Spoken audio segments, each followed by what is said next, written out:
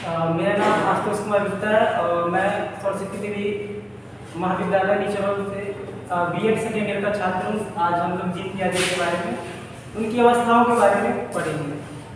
ये हमारे जीत प्याजे हैं जो एक क्या रूसी वैज्ञानिक, स्विट्जरलैंड के वैज्ञानिक थे। इन्होंने जो सिद्धांत दिया था,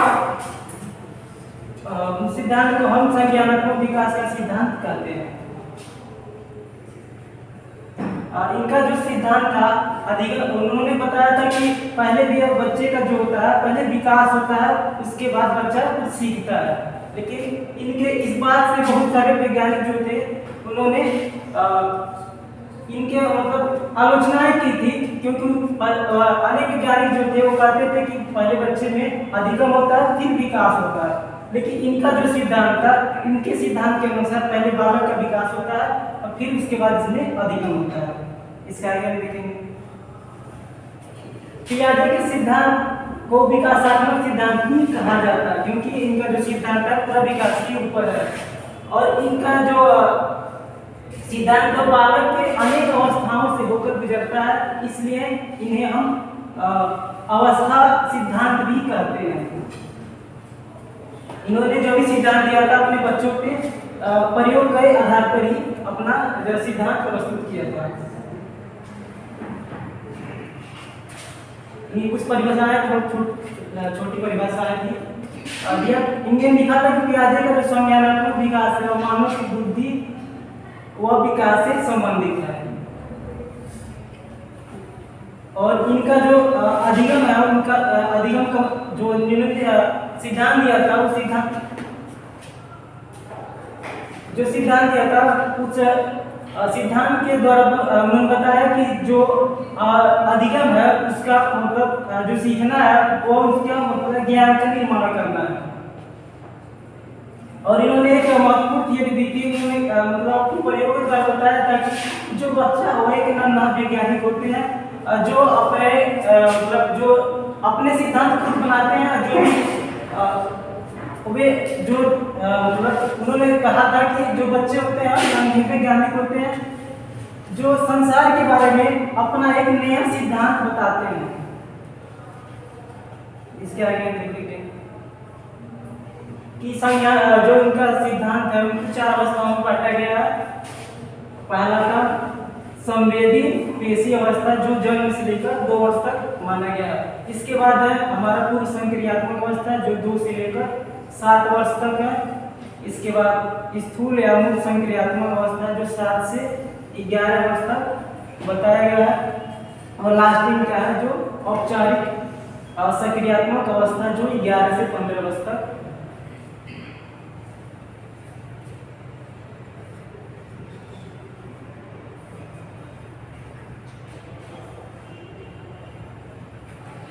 अब देखेंगे हम संवेदी, जो पहला अवस्था है इनका जीव प्याजे का संवेदी पेशी अवस्था, इन्हें हम इंद्रिय जनित अवस्था या ज्ञानेंद्रिय अवस्था भी कहते हैं।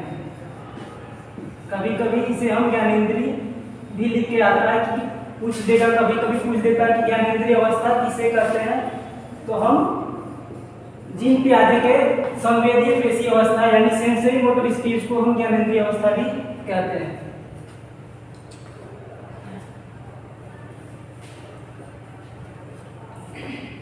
इसमें जो होता है बालक, इसमें हम बताएंगे कि जो अवस्था होता है 0 से लेकर 2 वर्ष तक होता है। इसमें जो बालक होता है अगर उसके परिचित लोग हैं जिन्हें वो पहचानता है तो देखकर मुस्कुराएगा, लेकिन वो जिन्हें नहीं जानता है उन्हें देखता है तो कभी कभी वो रोने लगेगा या घबराने लगेगा।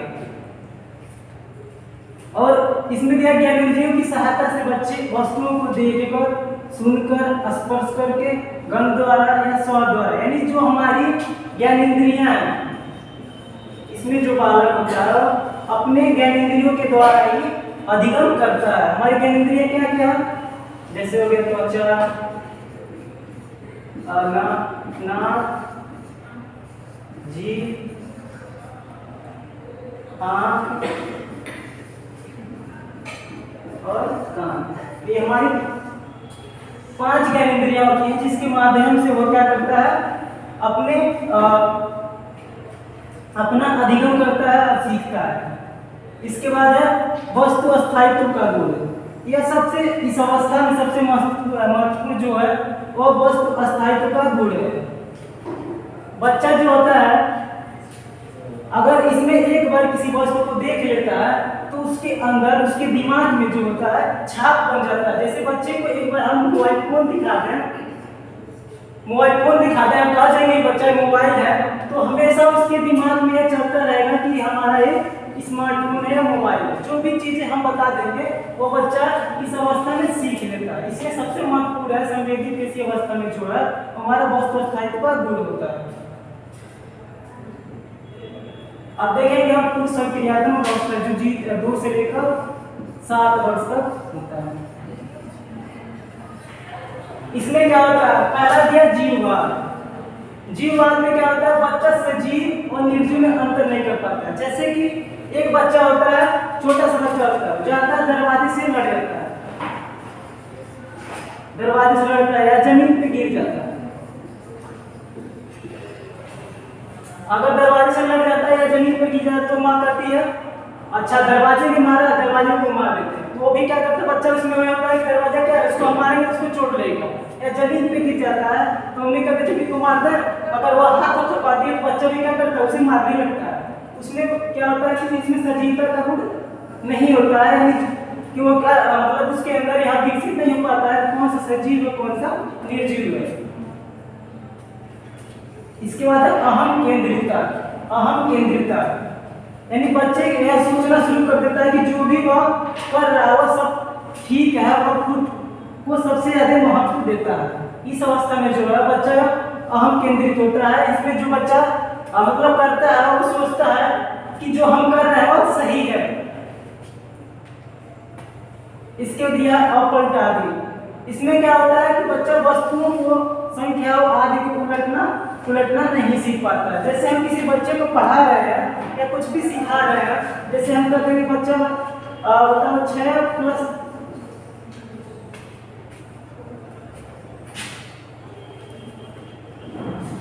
जैसे कोई बच्चा हम उसे कह दे रहे हैं कि बताओ 6 प्लस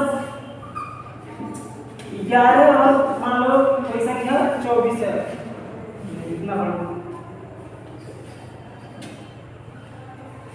कोई बच्चे को हम पढ़ा रहे हैं, कह रहे हैं कह देंगे कि बताओ 6 प्लस 14 मतलब कोई संख्या है उसको उलटना नहीं सीख पाए। मान लो 6 प्लस 14 बता दें, हो सकता है शायद बता दें 20 है, लेकिन अगर हम उसे 14 प्लस 20 6 पूछें तो थोड़ा सा कंफ्यूज जाएगा, क्योंकि इस अवस्था में उसकी जो मस्तिष्क उतना पूर्ण रूप से विकसित नहीं हो पाता। इसी में दिया सौहित्र का देखने को मिलता है। अनुकरण जो होता है ये महत्वपूर्ण होता है। इस अवस्था में जो बच्चा होता है बहुत ही मतलब तेजी से अनुकरण करता है। हम बच्चे के सामने जो भी वर्ड बोलते हैं या शब्द बोलते हैं वो बच्चा बहुत ही तेजी से कैच करता है और मतलब अपने अंदर वो अर्जित कर लेता है। इसके बाद यह मुद्रा, भार, दूरी, ऊंचाई आदि में वो अंतर नहीं कर पाता है। जैसे मुद्रा क्या है, किसी बच्चे को हम नोट दे दें और सिक्के दे दें, क्या बहुत सारे अगर हम बच्चे को 2000 या 100 रुपये का नोट दें और उसके जगह पे हम इसे बहुत सारे सिक्के दे दें तो बच्चे क्या नोट नहीं लेगा, वो क्या करेगा, वो सिक्के को ही चुनेगा, क्योंकि बच्चे के अंदर अभी पूर्ण रूप से क्या होता है उनका विकास नहीं हो पाता। वो मुद्रा में अंतर नहीं कर पा रहा है कि उन्हें नहीं पता है कि यार इसकी वैल्यू ज्यादा है और इसकी वैल्यू कम है। भार में भी यही होता है, जैसे हम कोई चीज ले रहे हैं, मान लीजिए जिसका वजन 2 किलो है और किसी का हम ले लेंगे 500 ग्राम का 4 मतलब वस्तु ले लेना है। अब पूछेंगे दोनों में बड़ा कौन है, तो बच्चा जो ज्यादा देखेगा यानी वस्तु की जो क्वांटिटी ज्यादा होगी बच्चा उसी को बताएगा कि कौन इसका वजन ज्यादा है। उससे पूछा जाएगा कि नहीं बताएगा दोनों का बराबर है। अगर उससे पूछा जाएगा तो इसमें से भारी कौन है, तो बच्चा हमेशा बताएगा कि जो ये 4 वस्तुएं हैं जिसका 4 जो वस्तुएं हैं क्या इससे भारी। इसके बाद ऊंचाई आदि में वह अंतर नहीं कर पाता। जैसे मान लीजिए कोई गिलास है, एक मान लीजिए चपटा गिलास है, इसकी भी जो धारिता है और 250 ग्राम है, और एक बड़ा गिलास है जो पतला सा है, जिससे मतलब इससे जो लंबा है लेकिन ये चौड़ा है, इसमें भी 250 ग्राम मान लीजिए जल आया, कुछ भी वाटर आता है इसमें भी, लेकिन वह बच्चा जब देखेगा तो कहेगा कि इसमें पानी ज्यादा है, क्योंकि इसको देखने में क्या है,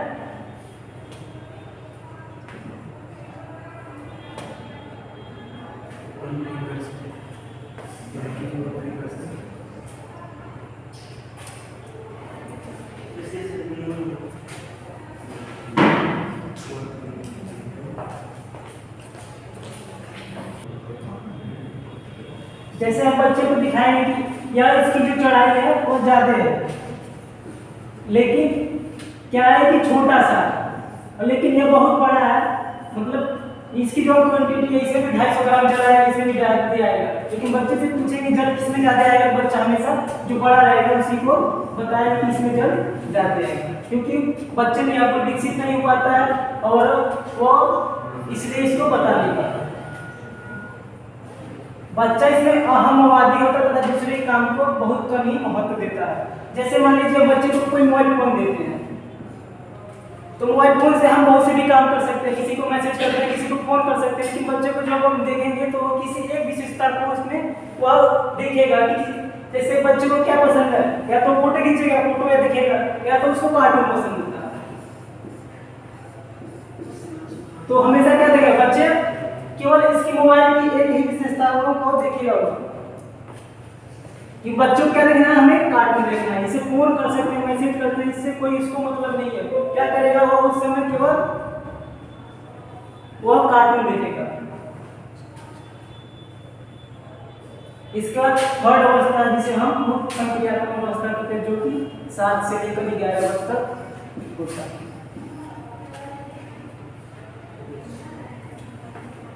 इसमें क्या होता है कि बच्चे में तार्किक चिंतन प्रारंभ रहता है, लेकिन उसमें परिपक्वता नहीं आती है, उसमें परिपक्वता की कमी होती है, और इसमें थोड़ा सा विकास होता है, तो दो वस्तुओं में तुलना करना सीख लेता है, जैसे कि तुलना करना सीख लेता है, उनमें अंतर भी करना सीख लेता है, और समानता और समानता का गुण भी आ जाता है। जैसे पिछले में क्या था कि बच्चे में क्या कमी थी, बच्चे में जीववाद का गुण था, वो सजीव और निर्जीव में अंतर नहीं कर पाता था, बच्चा अहम केंद्रित है, इसमें क्या अपलटावी का जो गुण होता है, और तीसरी अवस्था में उसको अंदर आ जाते हैं गुण जो होता है, बच्चा वस्तुओं को उलटना सीख लेता है।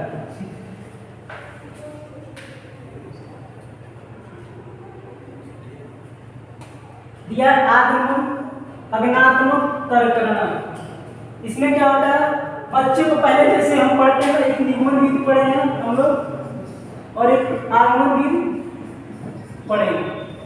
आगमन निगमन में क्या होता है, आगमन में पहले होता है कि बच्चे को क्या पहले उदाहरण बताया जाता है, इसमें बच्चों को पहले क्या बताया, उदाहरण बताया जाता है, और उसके बाद ही नियम को बताया जाता है। जैसे बच्चों को मान लीजिए हम कोई चैप्टर पढ़ा रहे हैं, उसमें हम मान लीजिए प्रकाश संश्लेषण पढ़ा है, तो हम बच्चे को बता देंगे कि बच्चे को बताएंगे ऑक्सीजन हमारे लिए बहुत ही उपयोगी है, हम क्या बताएंगे, जो ऑक्सीजन है वो हमारे लिए बहुत ही उपयोगी है, क्योंकि ऑक्सीजन के बिना हम क्या है, मतलब जीवित नहीं रह सकते, नहीं यह संसार है। तो पहले हम क्या बता रहे हैं, उदाहरण बता रहे हैं कि ऑक्सीजन हमारे लिए उपयोगी है, उसके बाद हम बताएंगे कि प्रकाश संश्लेषण क्रिया कैसे होती है और हमारा ऑक्सीजन का निर्माण कैसे होता है। इसी तरह इसमें होता है कि बच्चे को पहले उदाहरण बताया जाता है, फिर उसके बाद नियम बताया जाता है। धीरे धीरे वैसे बच्चे में क्या होता है कि भाषा का विकास होता है, और मतलब बोलचाल में भाषा मतलब संप्रेषण करने की योग्यता उसमें आ जाती है। इसमें जो बच्चा होता है मुद्रा, भार, दूरी, ऊंचाई आदि को समझने लगता है। इसके बाद चौथी अवस्था है जो हमारा 11 से लेकर 15 वर्ष तक होता है, जिसे हम औपचारिक या अमूर्त सक्रियात्मक अवस्था कहते हैं। इसमें बच्चे को पहले क्या होता है, पहला निगमनात्मक तर्कना। इसमें पहले क्या होता है, बच्चे को पहले ही नियम बताया जाता है। जैसे कोई टीचर है, अध्यापक है, बच्चे को मैथ पढ़ा रहा है, गणित पढ़ा रहा है, और गणित में कोई चैप्टर जैसे है तो पहले बताया जाएगा, जैसे बताया जाएगा a प्लस b का होल स्क्वायर क्या है, इसका पहले वो सूत्र बताएगा, फिर उसको लगाने का तरीका बताएगा। इसमें भी ऐसे होता है कि बच्चे को पहले क्या बताया जाता है कि नियम बताया जाता है, उसके बाद सवाल को उठाया जाता है। इसमें बच्चे में तार्किक चिंतन के और उसमें जो होता है परिपक्वता आती है, और चिंतन के साथ साथ वो मतलब परिपक्वता आ जाती है, जिससे वो तार्किक चिंतन भी करने लगता है। इसमें जो था, जो मूर्त अवस्था था, इसमें बालक जो उन्हीं वस्तुओं के बारे में चिंतन कर पाता था जो मूर्त हो, जो दिखाई दे। लेकिन इसमें जो औपचारिक वाला होता है, बच्चे में क्या होता है कि तार्किक चिंतन की अवस्था, यानी इसमें क्या होता है, बालक जो मूर्त हो तथा या अमूर्त हो, उन दोनों के बारे में वो चिंतन करना शुरू कर देता है।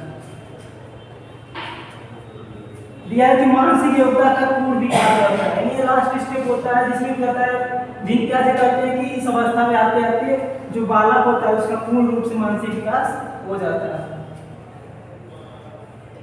इसके बाद इसमें दिया महत्वपूर्ण चीज होता है स्कीमा। इनके थियरी में जो दिया है स्कीमा, ये बहुत बार कई जगह पूछा था स्कीमा क्या होता है। तो दिया है कि वातावरण द्वारा अर्जित संपूर्ण ज्ञान का संगठन ही स्कीमा कहलाता है। जो शरीर द्वारा की जाने वाली गतिविधियों जो दिमाग से जुड़ जाती है, जैसे मान लीजिए कोई बच्चा फोन चला रहा है तो उसके दिमाग में, मस्तिष्क में जो छाप बन रहा है, मोबाइल चला रहा है, वही हमारा स्कीमा होता है। यानी किसी वस्तु के बारे में मस्तिष्क का जो छाप बनता है उसे हम स्कीमा कहते हैं। इसके बाद पियाजे ने और कुछ बुकें लिखी थी। पहला था the language and thought of the child, इसके बाद दिया the child's conception of the world, the child's conception of the time, the child's conception of space.